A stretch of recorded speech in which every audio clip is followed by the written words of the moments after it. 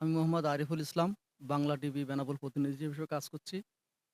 সকাল ১০টার সময় আমি বাসা থেকে বের হয়ে শাসার উদ্দেশ্যে নিউজের কাজে যাই। প্রতিমধ্যে কাগজপুকুর বাজারে একদল সন্ত্রাসীরা আমাকে গাড়ি দাঁড় করিয়ে অতর্কিতভাবে হামলা চালায়। আমি মাটিতে পড়ে যাওয়ার পরে স্থানীয় লোকজন আমাকে ছেপ করে হাসপাতালে ভর্তি করে। আমি এর সঠিক বিচারটা চাই। কেন আমাকে মারল? আপনি কি বাসা থেকে কোন কাজের উদ্দেশ্যে বেরিয়েছেন? আমি শাসায় নিউজের কাজে বেরোচ্ছিলাম। কাগজপুকুর বাজারে আমাকে দাঁড় করিয়ে হামলা চালায়। এই যে হামলা চালিয়েছিল যে নামটা বলেছেন আপনি নামটা তার পিতার নাম সহ একটু বলবেন। ওখানে ছিল ৫-৬ জন। তার ভিতরে আমি একজনকে চিনতে পেরেছি। তার নাম ঝন্টু, বাপের নাম হচ্ছে হোসেন আলী। কাগজপুকুরি তার বাসা। তার সাথে আমার কখনো বিরোধ নেই, কখনো ঝামেলা কিছুই নাই।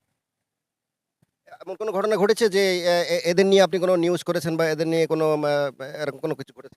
না, এরকম কোনো ঘটনা ঘটেনি। তবে স্থানীয় আমার আরেকটা ভাইয়ের উপরে হামলা হয়েছিল গত শনিবারের দিন। সেই ঘটনায় থানায় একটা অভিযোগ আছে।